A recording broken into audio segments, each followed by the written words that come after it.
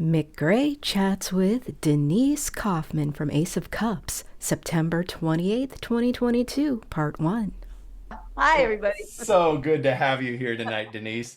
Um, gosh, well, let's just get it out of the way. Seeing I played Hendrix there, there was you. He comes and plays a free show in Golden Gate Park, and he asks for you guys to open for him. Well, I mean, he didn't, but he was because His he didn't people. know us yet. Yeah. Oh, okay. So it was set up. It was the weekend after the Monterey Pop Festival. Oh, so he was here. Yeah, so he had just come from being in the UK for I don't know how long, a few years, I think, Yeah. before. So he had been out of the US and he had been, making his name and blowing people's minds in the UK, but people here didn't really know who he was. People, I'm saying in the US, and so he had come to the Monterey Pop Festival. Our band,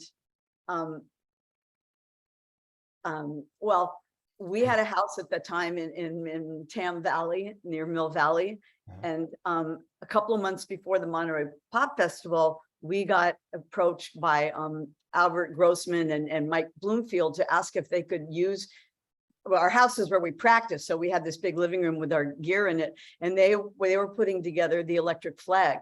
And Michael was bringing all the musicians from everywhere to do that. And they said, can we practice at your house every day? And then so we said, sure. So we practiced in the morning, and then they practiced in the afternoon, and we practiced at night. And we got to see that band get put together. And at the end of that, their debut was the Monterey Pop Festival. That was their first time anyone was going to hear them. And so they invited the Ace of Cups to come down to Monterey Pops as their guest. Diane didn't go, our drummer. She had something else she was doing that weekend. And I didn't go. Wow. Because I was starting to study sitar the following Monday.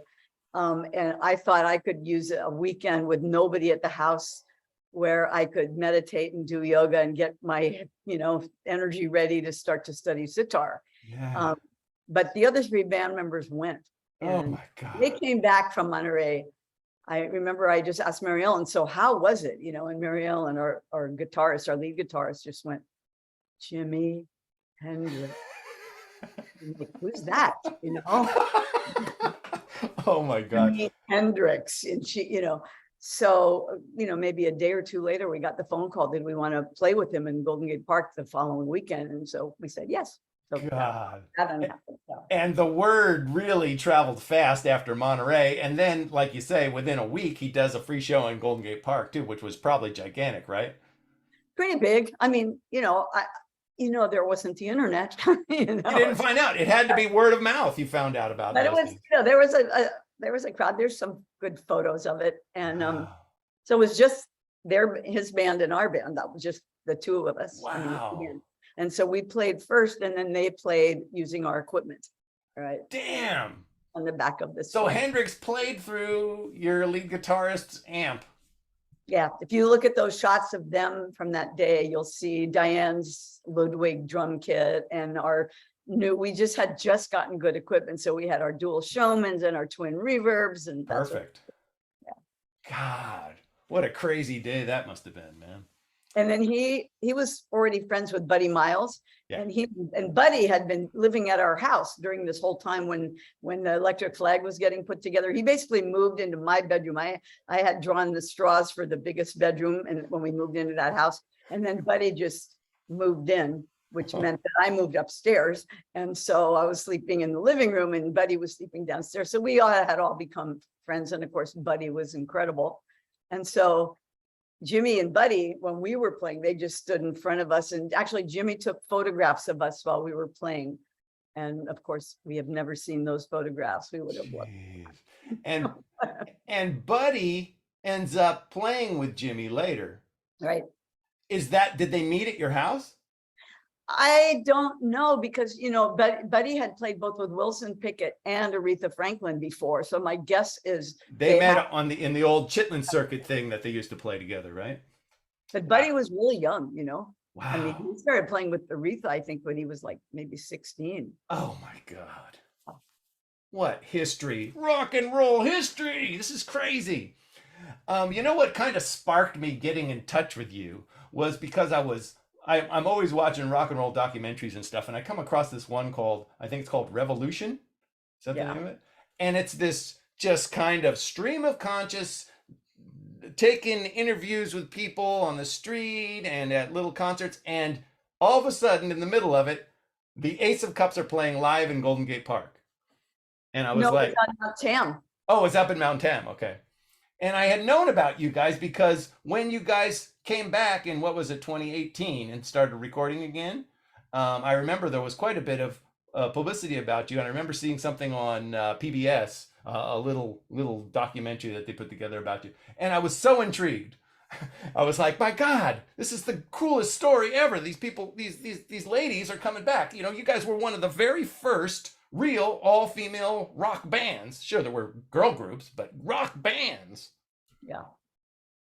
And you guys were powerful on stage in that scene from Revolution. You're just going crazy, dancing around barefoot and really having a lot of fun. And I was reading somebody else, I think it was on your website, where somebody was journaling a lot of your shows. They must have been a big fan of you guys or something. And they were journaling different shows, and they were saying that you got pretty crazy on stage. We were excited. you got into it. You were into performing, and it was amazing, man. You are you do yoga. You teach yoga also? I do. You teach yoga, you surf, you play sitar, you play bass, you play guitar, you're an amazing singer and an amazing harmonica player. Thank you. Whenever I've heard you play harp on any of the records, I'm just blown away with it. I mean, you have, I don't know what you would call, you have the blues feel, you know, you have that real feel to it. Tell us a little bit about how you got started. What was your early teens and before that like with your family? Were they all musical, or was that something that you just got into out of nowhere? No, they were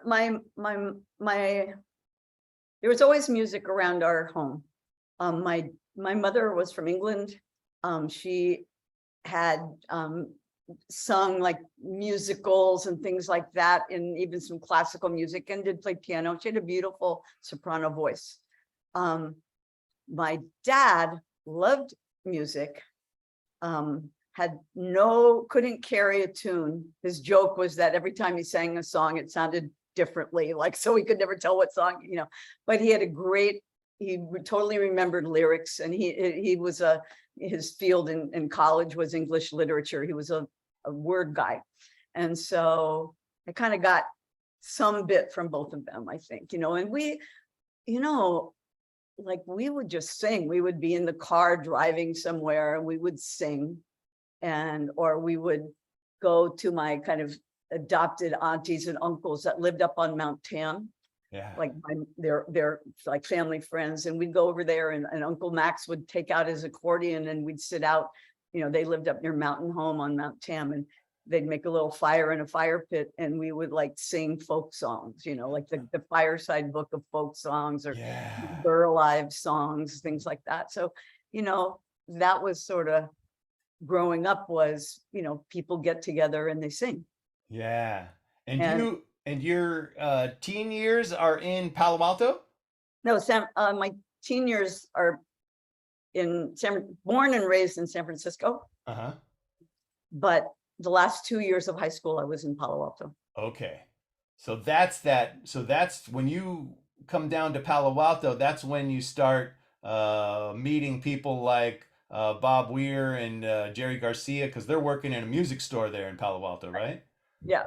Yeah. And before that, I was in the San Francisco Children's Opera Company, and I was singing dance, and I was into music much earlier in the San Francisco Conservatory of Music for some years. Wow. So I was always into some kind of musical, you know, and girl harmonies with my junior high school friends. You know, we'd sing those girl group songs, you know. Yeah. work on harmonies. And I went to a camp, a girls' camp that was really a lot about singing. And so I loved all that from early on.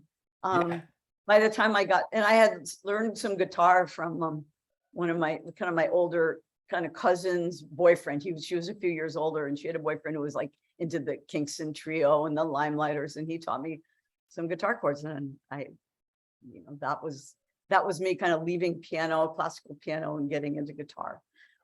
What did your parents say when you My mother bought the guitar. Wow. She was trying to learn on television. There was a woman named Laura Weber who taught guitar on like the educational channel.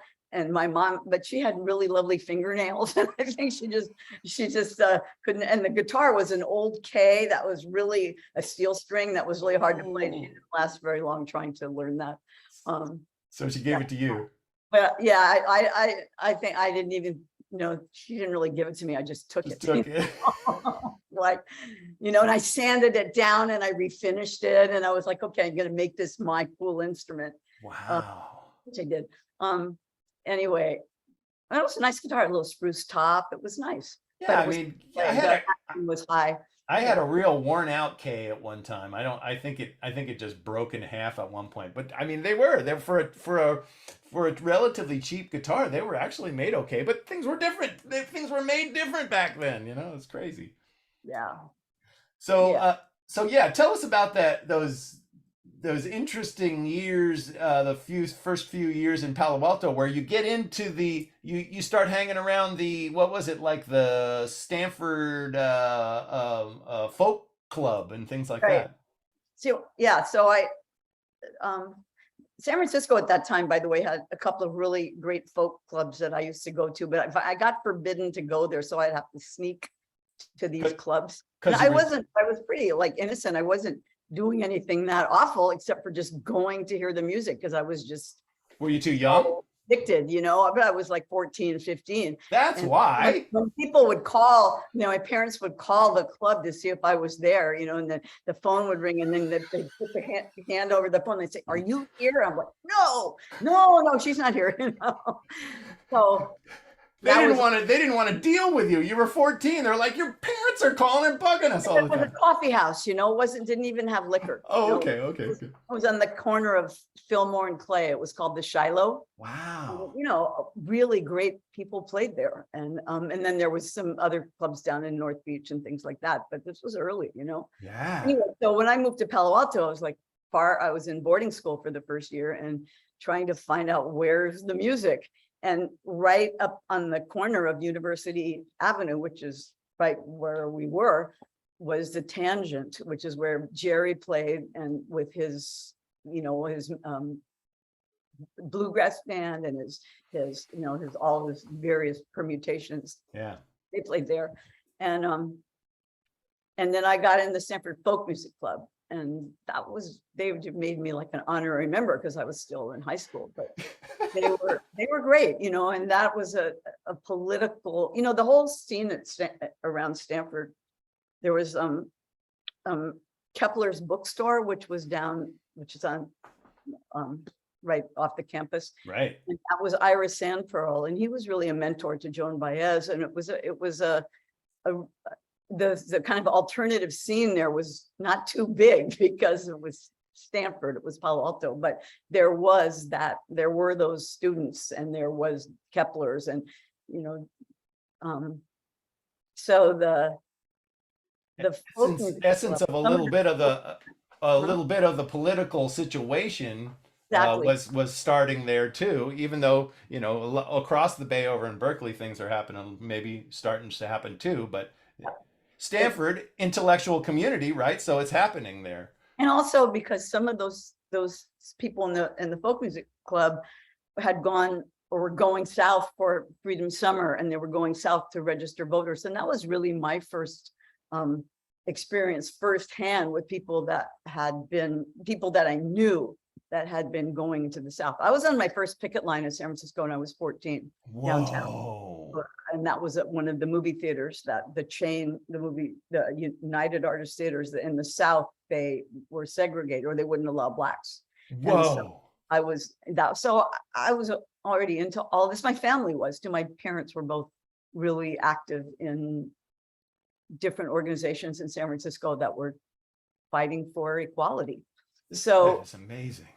but and in Palo Alto there was a small scene, and the folk music club was part of it, and Kepler's, and then Jerry and Bobby, and there was a band that I had fallen in love with, that I'd gone to some dance, for some high school dance, and I'd heard this band, and when I graduated, we had my few friends and I threw an after party after our high school graduation party, and so we had this all-night party that started at 1 and went to, or 2 and went to 5 in the morning, and the band that I tracked down and hired for it was the Zodiacs, which was Pigpen's band. Oh my God. And, so they were, and Jerry was in that band sometimes, Yeah. but Pigpen, that was like, was an R&B band, really, Yeah. R&B hinge rock, yeah. That's So that- prior to the Warlocks, right? Oh yeah. Yeah. Jeez. Incredible. And they played your graduation party, all night party. Yeah. Too cool. So you really, there's that total connection between the folk scene and political, action too at that same time. And you're right there. It's just all happening for you. You're right in the middle of it all. Yeah, it definitely was totally connected. I hear our drummer a couple of years ago, Diane, said something to me about like, there was like your political thing and your music thing. And I said, they were never separate from me, ever. Connected. Yeah, always. Were the other are the other members of Ace of Cups, were they politically active too at the time, or Not as much as I was. no? I mean, in different ways, but not, they weren't as much as I. So you end up influencing them, because really, the more I listen to Ace of Cups, the more I hear protest song type music. It's hard to say what a protest song is. Matter of fact, Friday night I'm doing a show, all protest songs, but protest song can be about love. Well, and especially women singing a song, like, yes, there was a lot. Yeah, so you brought that influence into the band, it sounds like. Yeah. Pretty amazing. Yeah, I mean, and yeah, I think that would be true. Yeah. Everybody has their own take on things. I mean, I was the main songwriter. Yeah. So you'll hear that because I have that lyrical influence. But when you hear Mary Ellen's songs from that time, and Mary Gannon's too. So yeah. And everybody sings in Ace of Cups. They all have sing. I think the drummer is the only one that didn't sing lead, right? Well, she did. I mean, she's a great singer. Yeah. But in the early days, we were just trying to keep our groove. So she sang a little less because we were just trying, I can never get a drummer that sings. It always blows my mind because it's like. And she's a great singer and drummer at the same time. Yeah.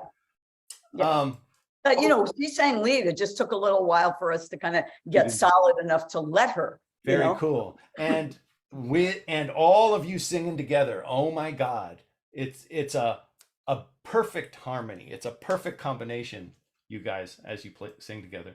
You end up singing background on some pretty famous records as a group, background singers on Jefferson Airplane's Volunteers, right? Yeah. On Mike Bloomfield's solo record. Did you sing it on any Quicksilver records? Yeah. We did. Sang on the first Quicksilver album. Wow. We were the angel chorus on the song The Fool. Wow.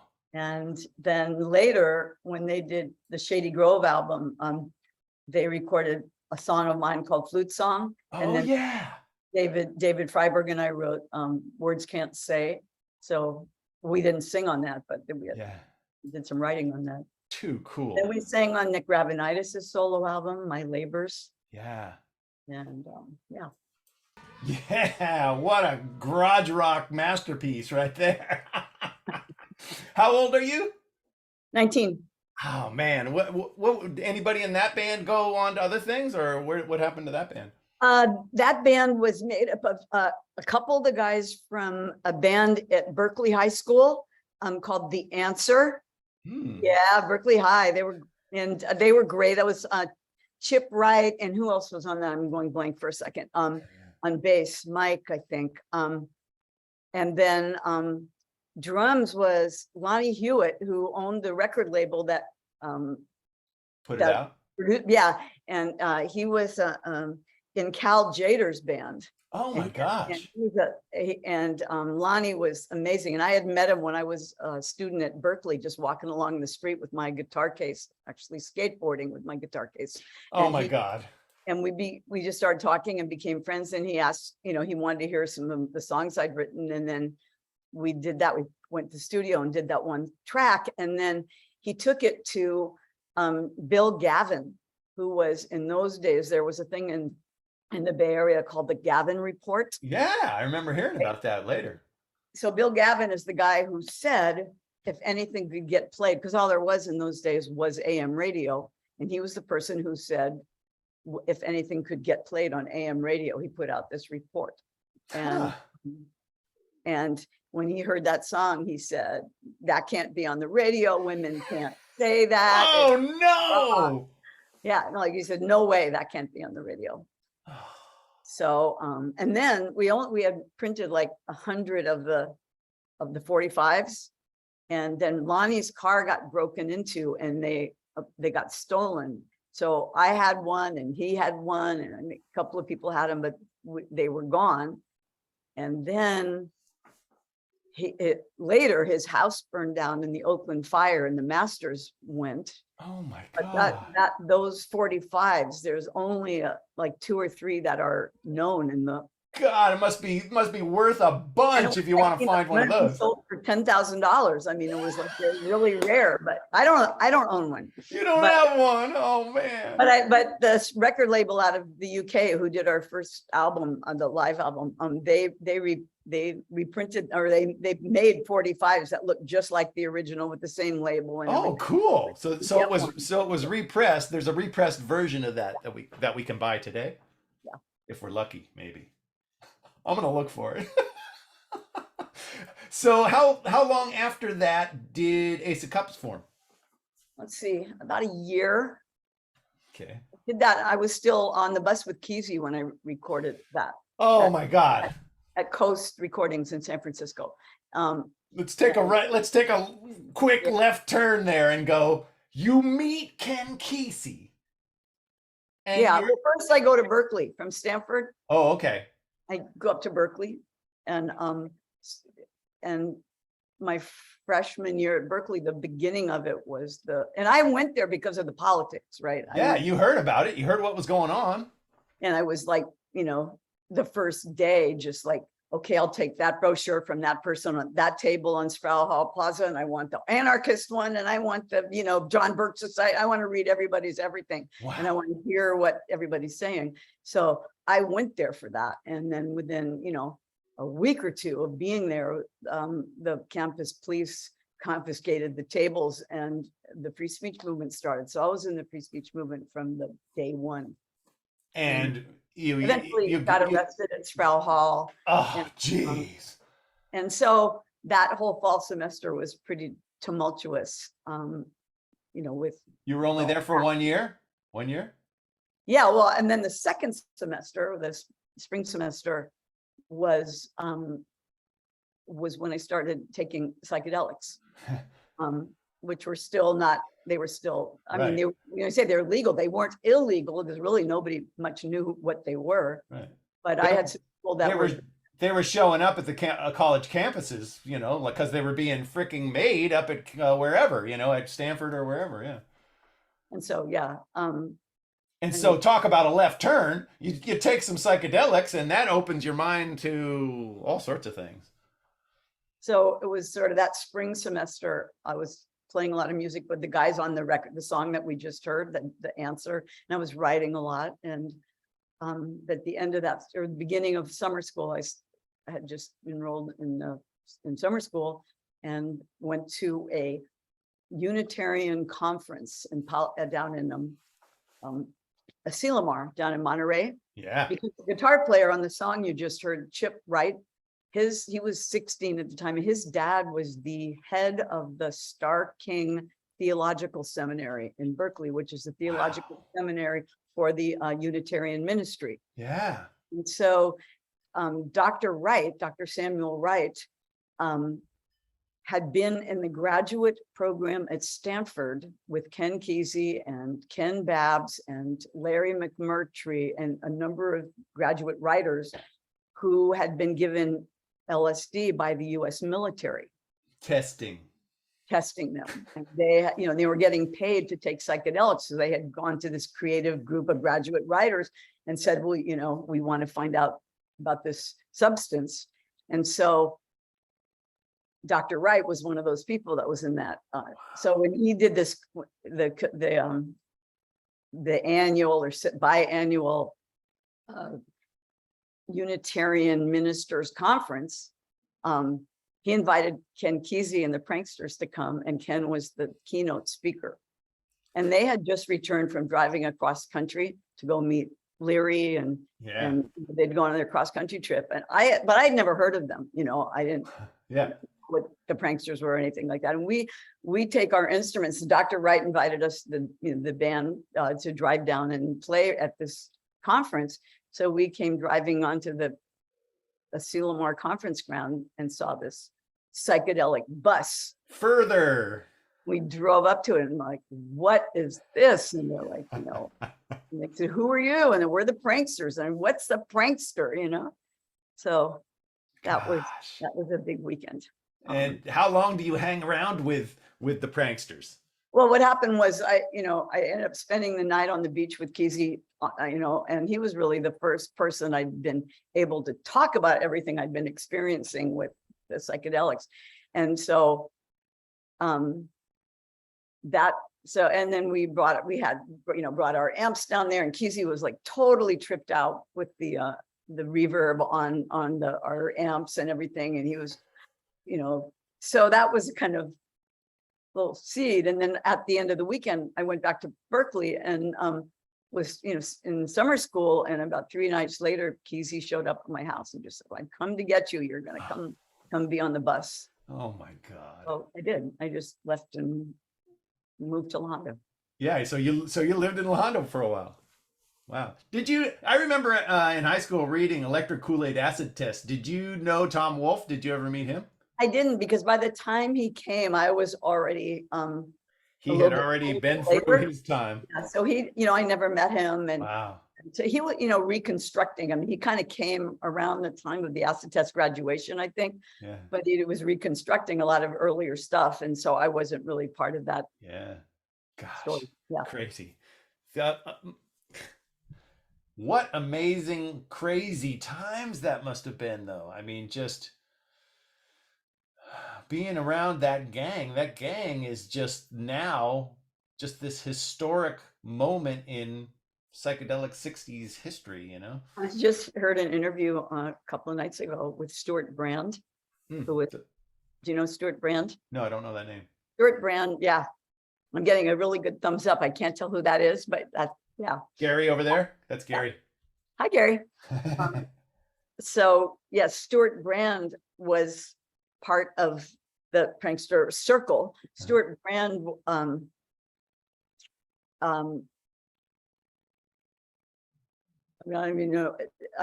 he's like a seminal figure of this era. He later started after he was one of the people that helped organize the Trips Festival. Oh, okay. But before, he was a really amazing. He is a really amazing person. He started a thing called the Whole Earth Catalog. Oh yeah, Stuart Brand. Wow. And before that, when I first met him, he was wearing a sandwich sign, and he was walking around the downtown San Francisco with this sandwich sign that said, "Why haven't we seen a picture of the whole Earth?" Because at the time NASA had pictures, because the Sputnik, and then spaceships. Yeah, they weren't like, they were just. But they were holding them back. They were holding pictures back. They were up there, so they clearly had them, but they had never released a picture. And he was convinced that if people on Earth could see a photo of the whole Earth from space, it would shift our consciousness. There wouldn't be countries and boundaries. There would be just this beautiful planet with all of this beautiful blue oceans. And we needed to see that to see where they say that everybody that's ever been up there to see it themselves in person, it does change them. Right. So that was Stuart's. So he, eventually they did release some of those famous pictures. And then he started the whole Earth catalog. Wow. Which was, an amazing resource. Everybody I knew was working with, whether you were gardening or whether you were doing woodwork or whether you were trying to learn how to can something or whatever you were building something. I mean, it was all in the whole Earth catalog, and it was everybody's Bible. Wow. And then he later started a thing called the Long Now, which is what his, he's really one of the seminal people that led to what is Silicon Valley. He was one of the early computer people. Yeah, you've never looked up Stuart Brand. Yeah, I got to look into him, man. I don't remember that name. Totally interesting. How about Cassidy? What was you must have known? Must have met bus him. driver, and I spent a lot of many, probably thousands, if not miles, sitting next to Cassidy on a little metal box, like riding shotgun right next to him, with my eyes closed, listening to him. He wouldn't stop talking. He just taught. From what I always heard, it was a nonstop verbal. And he was wired in, so it was speakers around the bus, so you could hear him from anywhere. But I like to just sit next to him and listen to. What, he had a mic, so throughout the bus he was just being. Oh my God. Yeah. And he's the dude that hung with Kerouac. He goes back farther. He goes all the way back to hanging with Kerouac from the On the Road stories and all that. Right. Insane. What history? Yeah.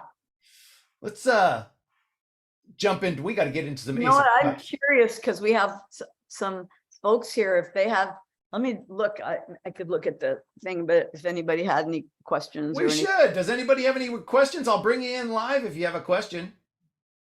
Rachel Ann put the Long Now up on the chat, so you can look about Stuart. Oh, very good. Great. I'm going to have to check them out. But if anybody would like to talk to Denise and ask a question, just say, I do. I want to talk. Come on in. I'll let you in. But let's listen. We got to listen to a couple early Ace of Cups things you guys put out. Now, I guess we should tell the story of the end. You guys kind of dissolve around what year? The first when Ace of Cups by 1971. Okay. 70, 71, 72. I moved to Kauai with my friend Merlin and my 2-year-old daughter. Yeah. And between 67 and 71, you play with freaking everybody that is anybody in the Bay Area. Right. Grateful Dead, Steve Miller, Quicksilver Messenger Service, the band. There's a great story too. They're at your house practicing, right? What? Who? I'm sorry. The band are at your house practicing. No, that's Grateful. That's the Electric Flag. Oh, that's right. But what was the show? I'm mixing up my stories now. There was the show you guys got to open for them.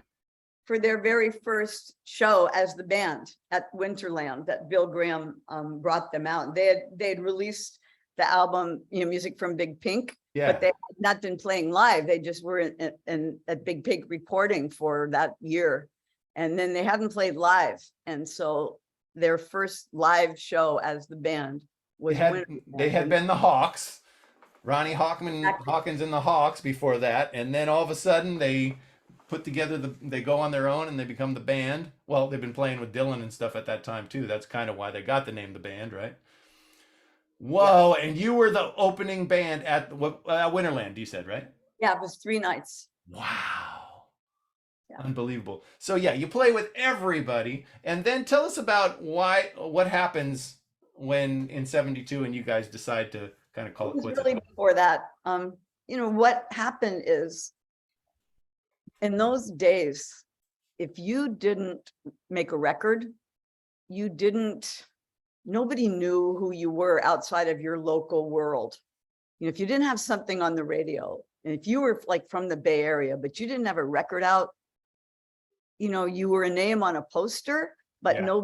nobody heard your music in wherever, anywhere east or really anywhere. I mean, for us, we did some shows in LA. We went on the couple of short tours with the Airplane. They took us with them as their second band. So there'd be like an opening band and then us and then the Airplane to Seattle and to Vancouver.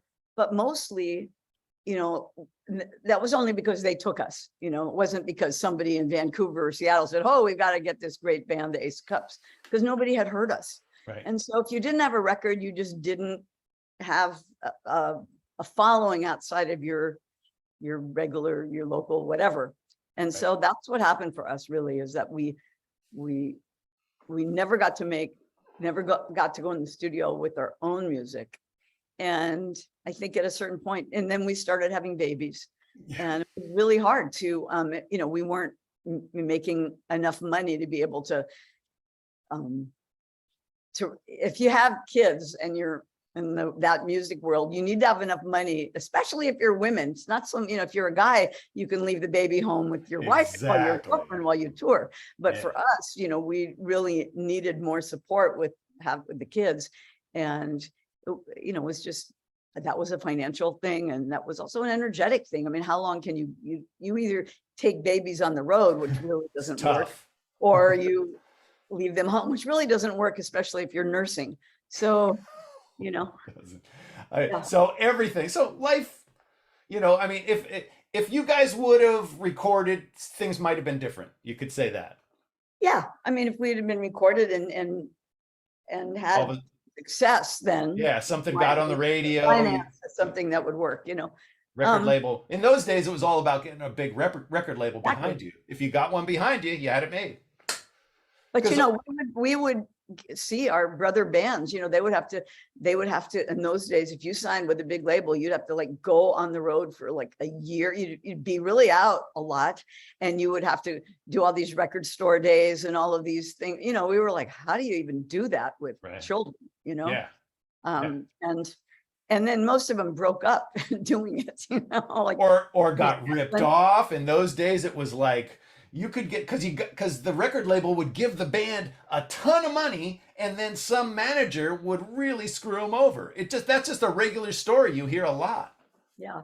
And people also, up until the San Francisco bands, which really, because of the great managers in San Francisco, they changed the scenario. But before that, record labels would take publishing. Yeah. Yeah. And they wanted, and people would just sign these boilerplate contracts. That all changed with the San Francisco bands. And those record labels really wanted the San Francisco bands because, it was like what was going to be America's answer to the Beatles, right? Yeah. Yeah.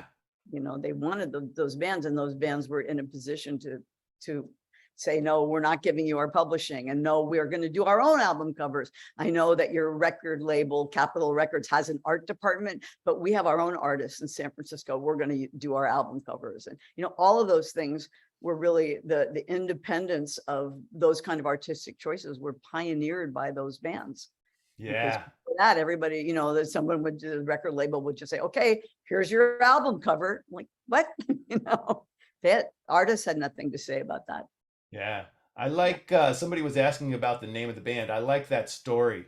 Tell that story about how you got the name Ace of Cups. Well, at the time that we got together, it was like, I met Mary Ellen on New Year's Eve when 1966 turned into 1967. New Year's Eve at a party at Blue Cheer's house in San Francisco. And at the time I was living in the psych ward at Mount Zion Hospital in San Francisco, where my parents had tricked me into going there. It's like they finally like all the time that I'd been on the bus with Kesey and everything, they were just terrified because LSD was getting a lot of bad publicity by then, and they were afraid. Yeah.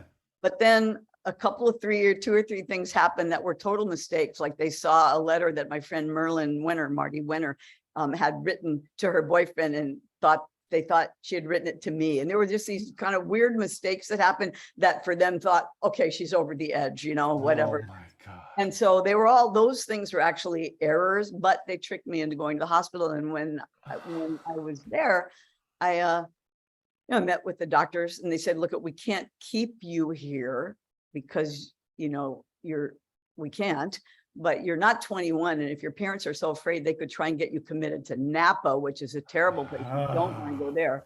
And then, if you stay here, we could do a little family therapy, and we could maybe get some better communications. And so I said, okay, I would be for that. I knew I didn't want to go to Napa, and I just didn't know how afraid they would be, Yeah. So it was right in the middle. It was like on Divisadero in San Francisco. It was right, it was halfway between my parents' place and the Fillmore is where that hospital was. So I was there, and very quickly I made a kind of an agreement with them that I needed to get a job to be able to get out, and I needed to save money for first and last month's rent. So Ralph Gleason helped me get a job at Fantasy Records, running the office at Fantasy at the time. Wow. And so I ended up doing that, but still staying at the hospital. So I would, sign in and sign out. And this New Year's Eve, I went and signed out and went to this party at Blue Cheer's house and met Mary Ellen. And she had already been playing with the other women that were, in the Ace of Cups. I met her, she was up in a bedroom upstairs at Blue Cheer's house playing some blues on the guitar, and she was playing great. And I had a harmonica. And I whipped up the harmonica, and we just jammed. And then she said, well, these women and I were starting an all-women band. And I was like, that sounds really weird. I hadn't heard of one, and I was like, and I had played in a number of bands. The last band I played in was a band that turned into Moby Grape. So those, I played with 3 of those guys that became Moby Grape. Wow. They'd been the Frantics. They'd come down from Seattle, and I was playing with them. And then they asked me to join them, and we were called Luminous Marsh Gas.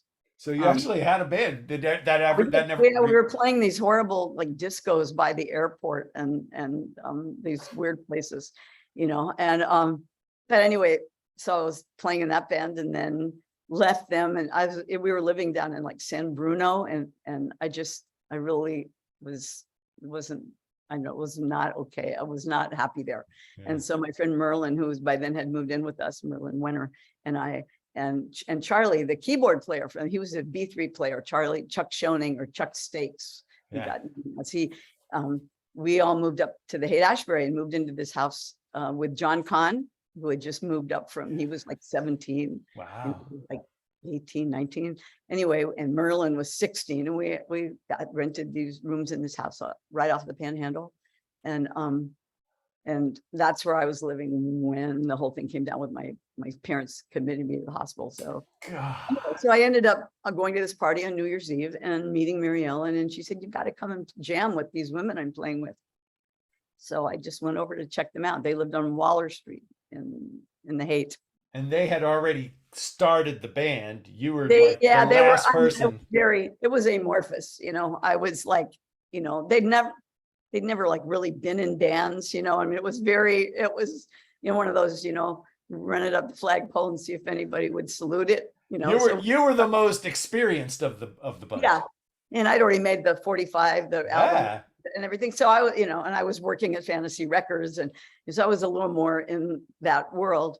But we just had a good time. We just sang. We started singing together. Yeah. And Marla played piano. Our keyboard player. She was a great singer, great songwriter, and we just all started sharing music and writing. And so who's the person? Maybe it happened. Did it happen before you came in? But somebody shows you girls the tarot card and says. Yeah. So it happened when I was in the hospital.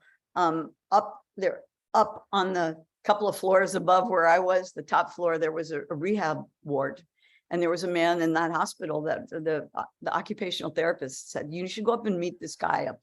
He was in a car accident, and he's upstairs on the 6th floor, and you would like him.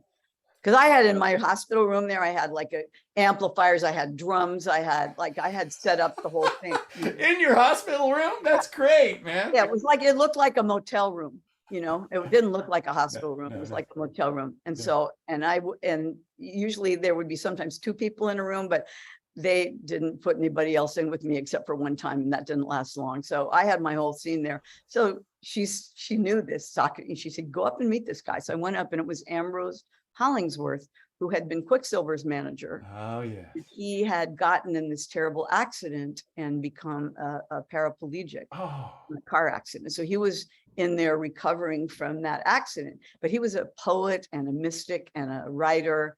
And so he started showing me his poetry, and I started putting melody and music to it. And he was just a total astrologer, mystic.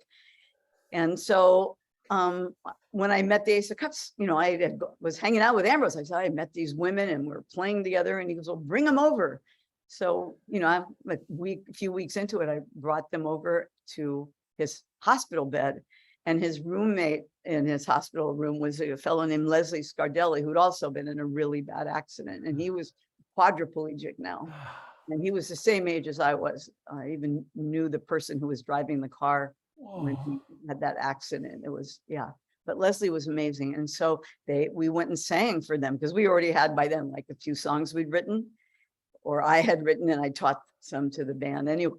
So we were singing, and Ambrose just said, I want to manage you, And then a couple of times later when we'd go over there and play pretty often for him. And he pulled out this tarot deck and handed us this card and just said, look at this card. And he just passed it around, and it was this chalice with these 5 streams of water flowing out of it.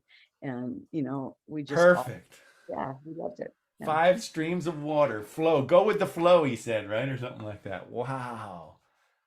Who was singing on Hear Every Sound? I was singing on To Hear Every Sound, but I mostly didn't. Marla wrote that song, and it's a beautiful song, and she mostly sang it. And I, once in a while, Marla would just go, Denise, I have a sore throat. You have to sing all my songs.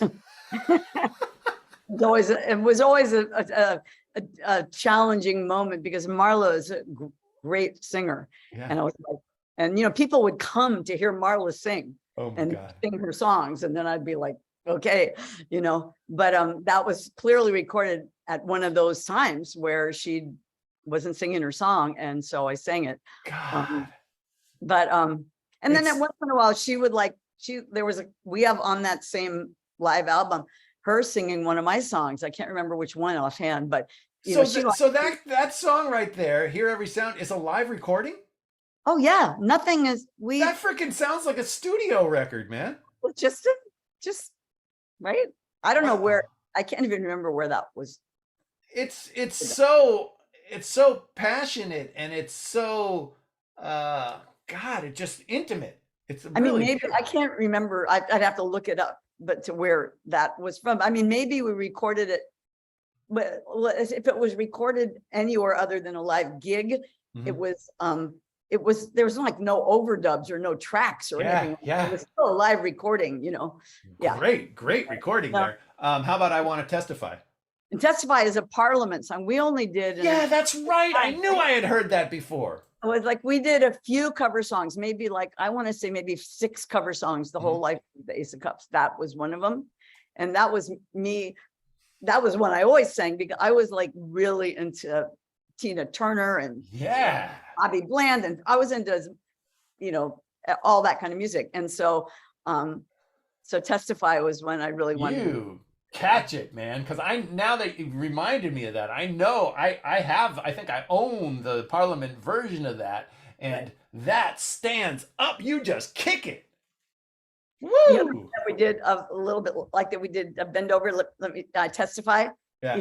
Bend over, let me see you shake yourself, feather. Because I had gone the Hungry Eye in San Francisco, which was kind of this like bohemian music and comedy, and like Lord Hall and Very the famous. Limelighters. Like they booked Tina and Ike in there for a month residency. No way. And it was the weirdest thing, because it was so not a club that most people that would want it. It was an odd pairing, let me just say that.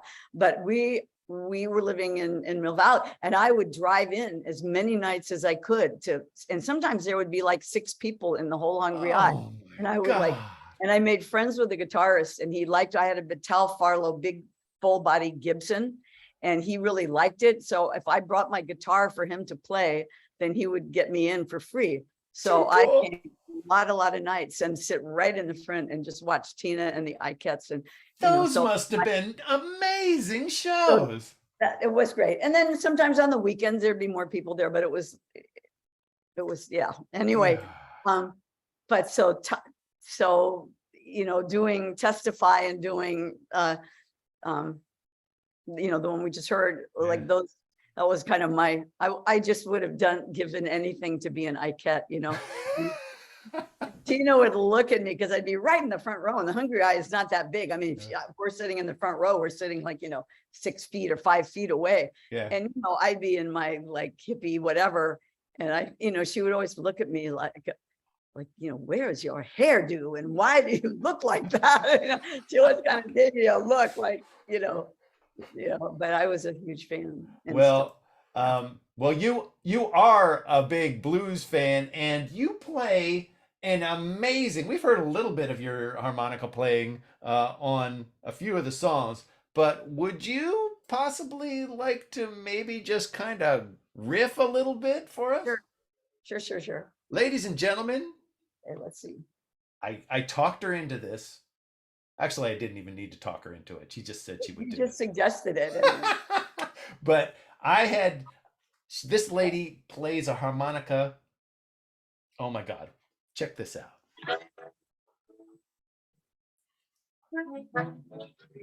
How's that sound in the? Sounds pretty good.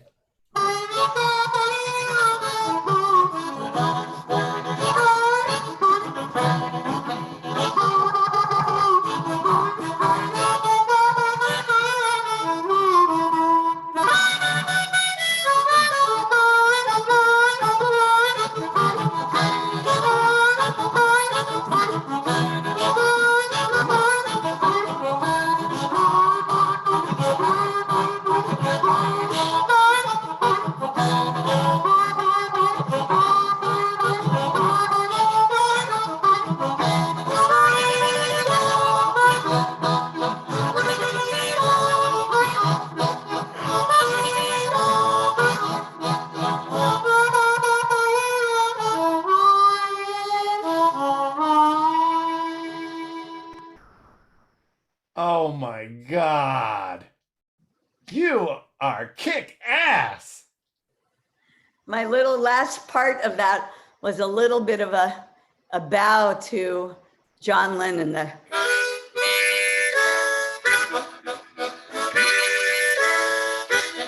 Love Me Do? Yeah. That was the first thing I learned to play on the harmonica. My friend Mick Durbin at Berkeley gave me a harmonica, and I would walk around the campus hyperventilating because that's like,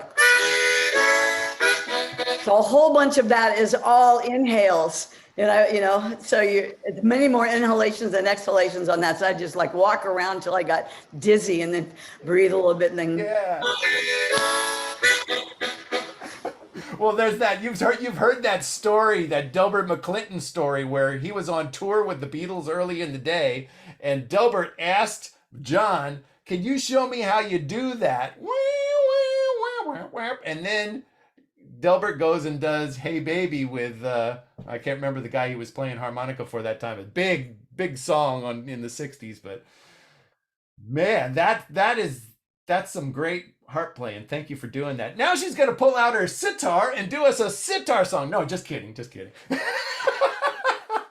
I actually have it again. I didn't have it for a long time, but the sitar, I have it back, but it's in LA. I'm glad you got it, because I lent it to a friend of mine in Hawaii to score a movie, and then I didn't see him for like 20 years. Oh my God. He had it, and I couldn't even remember. No, I knew he had it, but no, I actually forgot because I knew I lent it to somebody, but I sent it to my friend Carlos Pardedo, and he scored a surfing film for Joey Cabell called The Hidden Island of Santosha. Ooh. And he played and he borrowed my sitar, and then he moved away and I never saw him. And I was like, and then he let me know. He wrote me, I still have your sitar. I'm like, I want it. Do you remember there's I think one song on one of your latest records where you play some kick-ass sitar grooves on it? I didn't play it.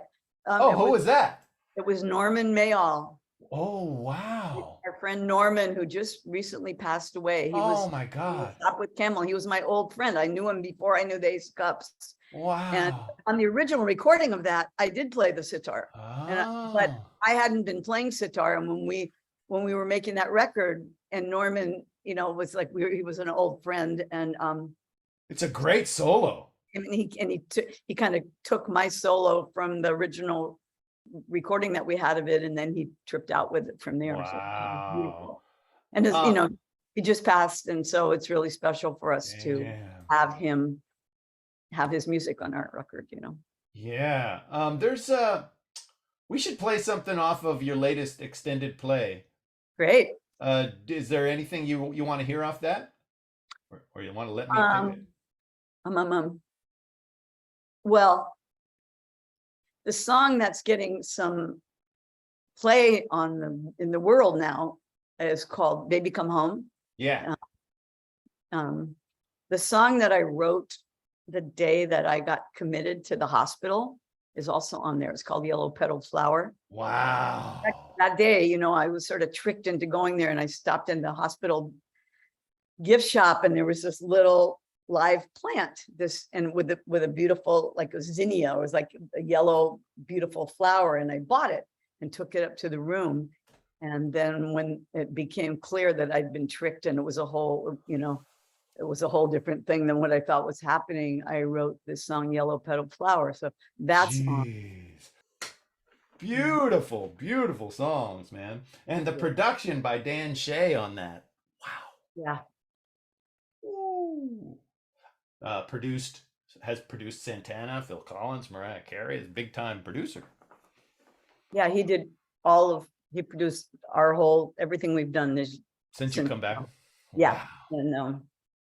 And the records you put out, extended play, Sing Your Dreams, and the Ace of Cups record. The Ace of Cups record came out in 2018, right? Man, there's so much great stuff on them, man.